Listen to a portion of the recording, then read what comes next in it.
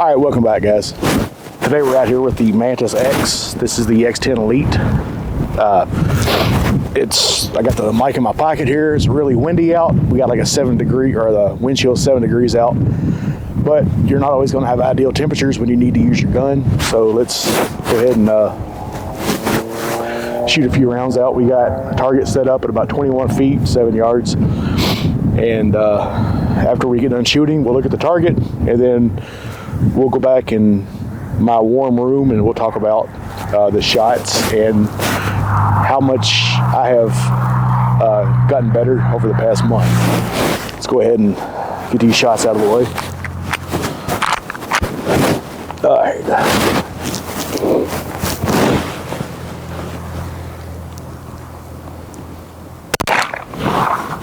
It's a 90. 83. Let's try to do better. 91. Little hiccup there.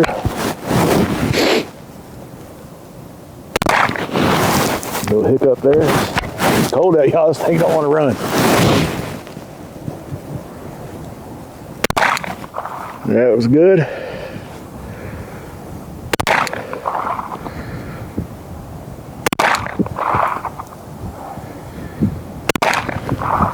All right, these aren't terrible shots. That one's done. Let's keep her going. It looks like buckshot on paper, but let's keep it up.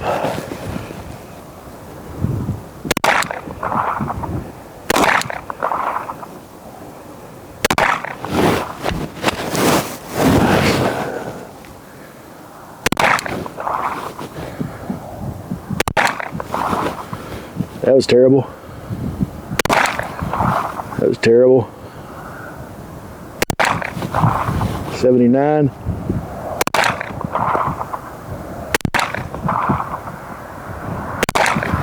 Yeah, that was bad. I felt that when I pulled that one. All right, let's go for a good one here. Let's try to get perfect pull. 76. I think this gun is dry, extremely dry. I haven't lubed it. I cleaned it, forgot to lube it, I think, but not making excuses here.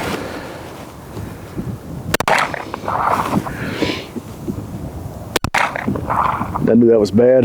Let's try this one. That was terrible. 57.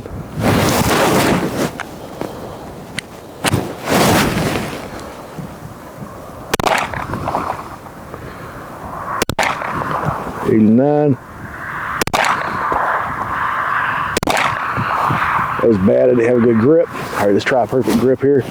See what this does. 75. 81. 67. This is terrible, y'all.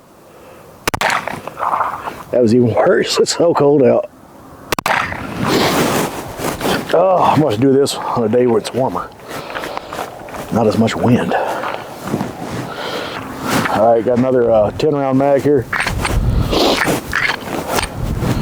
The reason I brought my 30 is because a lot of people think these small-framed 45 and 10mm Glocks are hard to shoot. See her there. The last mag I want to run, my fingers are so cold, is the one that has no extension on it. It's going to be just flush, and we'll see if only having 2 fingers on it affects my grip that much worse. I'll go ahead and run this one.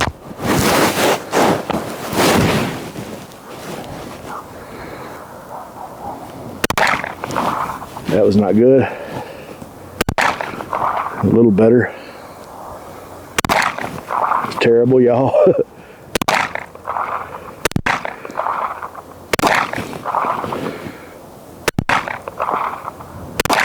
That was bad. I pulled on that one hard. I flinched on that one. I felt it. All right, get out of my head.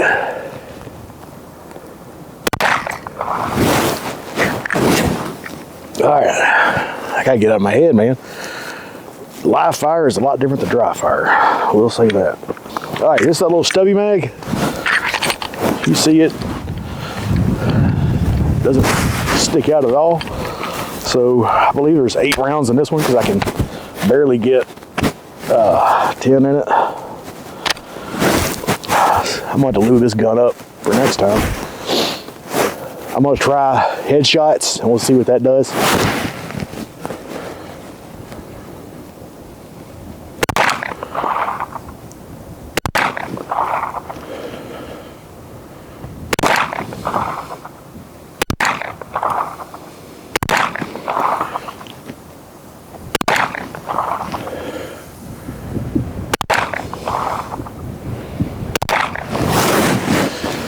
Actually, I did better with that little stubby mag than I did the other ones. All right, there's our finished target there.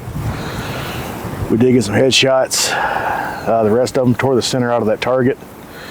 Sorry about your backstop, Steve. And we're gonna go ahead and take it to the house now. All right, you saw how bad I was shooting. The shots weren't terrible. A few of those I was jerking the trigger, and it definitely let me know. Using this for dry fire helps a lot. Using it for live fire actually tells you what you're doing while you're doing it, and that to me is a really it's a really good feature, because I can dry fire all day long, not flinch, not anticipate, but as soon as I get behind dropping Allen wrenches and stuff, as soon as I get behind the trigger of a live gun, there are times, especially with this is my Glock 30, this is what I was using. Was not happy with the performance of it, but it was extremely dry, had no lube in it, and it had quite a few malfunctions. But this is not a review on the Glock 30. I've first issues I ever had with it. But this is a small gun. A lot of people don't like these because you can't get a full grip on it. Honestly, I think I shoot these a little better because I can squish in there really good, even though my pinky is hanging off. That gun's not loaded or chambered, as you can tell. But you can also use this on rifles and shotguns. They say you can use it on bow and arrows. You can also put it on revolvers. I've rigged up the mount here, as you can see. The unit is turned on. The gun it's loaded, but it's loaded with snap caps. Now, when you got it like this, you're not going to be able to open it, but I did clamp this on there. This is the clamp that came with it. I'm not going to do live fire with this on here just because the barrel heats up. I don't want to melt the plastic to my gun. But I do have snap caps. You can see it's got the red snap caps in it, and it's pretty good for dry fire. And just dry firing just now, it told me I had an 8.3. So I'm going to try to do my best single-handed shot here. And that was a 73.8. It's backwards on here for me. 94.8. And I am really trying hard to be steady. That's 79.8. Now if I use both hands, let's go ahead and that was 87.6. Let you see the gun here instead of my face. It's a 94, especially if I pre-stage the trigger. That's a 93. Now we'll do a single action only and see if I can get that really, really steady. That was a 92.5. That read a 0.6, which is telling me I was healing and anticipating recoil, but that was just me cocking the gun. So that was a 25.4 because I just pulled the trigger. Now if I just pull the trigger wildly, 25, I didn't read that one, 79.4, which I'm not really pulling it wildly. I'm trying to make it's 1.5, that was it. A little 1.5 score, and the scores are 0 through 100. So 100 being the best. I have yet to get 100 on my trigger pull. I have gotten quite a few 98s, and that was with quite a bit of practice and quite a bit of trigger control. I know a lot of people like to shoot, finger placement, and it talks about finger placement in here, but I have found for myself that if I just pull the trigger straight back, it didn't go off. But even if I am through a little bit, let's see if I can get the thing to work here. I got a 93.6 in my finger through. That had nothing to do with me pulling my shot one way, because apparently if you're holding it like this, you go this way, and too far in, you go this way. I have found that if I just pull the trigger straight backwards, it does a lot better. It didn't read that one. I do have the gun set up for double action, but I think it's for double action a semi-automatic gun, not a revolver. But I mean, this thing's working great. I'm really impressed with it. And the drills this thing's got are phenomenal. They have dice drills, so it'll have 2 sets of dice, and it'll say you pull the trigger if you have more than or less than or equal to the number of dice. And as soon as it flashes, you either pull the trigger or you don't. It's like with colors. If it pops up a certain color, you pull the trigger and it tells you how fast your reaction time was. You can do holster draw analysis on this, reload analysis. And I'm not a trainer. I'm not trying to teach anybody how to use a gun, but I will be doing videos in the future on the features this thing has. So we're going to be doing some holster draw analysis. We're going to be doing some of the features this has when it warms up a little bit, so we can go out and do some live fire with it. And I think it's going to help me a lot. And seriously, if you guys haven't got one of these, you probably should pick one of these up. I do have a website with links in my website, so if you wanted to click on that, there's definitely a link to Mantis on there.